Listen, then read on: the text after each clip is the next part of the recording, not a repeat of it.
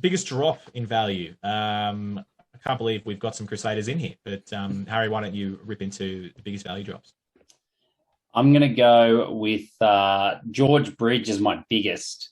He was one of the best outside backs in the game. He was probably a top round pick, a first choice pick a couple of years ago. He got picked in 65th and 67th in our respective drafts on this podcast. He went from a 45-point average 2 years ago to a 23-point average last year. And all of a sudden, no one had any faith in the fact that he's ever going to start again, despite being the All Blacks starting winger last year.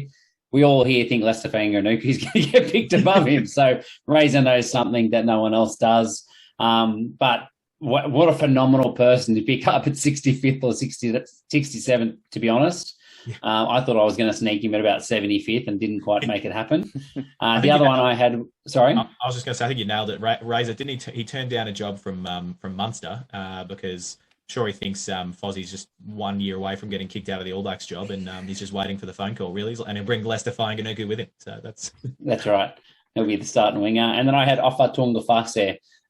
Went from, I think, the second top prop last couple of years ago to 158th pick in our draft. And obviously Nepo Laulala has just crushed him as a fantasy player. So disappointing to see. If Nepo goes down, all of a sudden he could be the second best prop in the game again. But phenomenal player, crushed by the game time, lack of game time that he's getting. Yeah, absolutely. All right, and Rev, who else? We have some other players in here as well that we think, or who else do you think has the biggest value drop? Yeah, the two others that came to mind were Tom Christie, who just really has the unfavourable position of trying to compete with two All Blacks and a Puma captain or ex-captain. So yeah, really tough gig for him. He'll get a bit of a chance at the start, but he was someone that cemented himself as one of the best tacklers in the comp. You know, he'd routinely go 18 plus without missing. And could also run the ball. He's got a few nice tries just hovering out on the fringes. But I think with him sort of competing with Pablo Matera now, it's a real drop for him. But Folau Fainga, really tough for him to be in a group with three Wallabies hookers. I still think he's the best of the options, and I think he starts, but he's not getting the maybe 70 minutes that he would have a few seasons ago. That dropped down to the sort of mid-60s and, even late 50s last year. It could go down even more this year when they just try and sprinkle that game time across all three. So, yeah, those two had a massive drop for me this year, and I'm happy to say I don't think I have any of them in my main team. Excellent. That's all that matters, really. Yeah.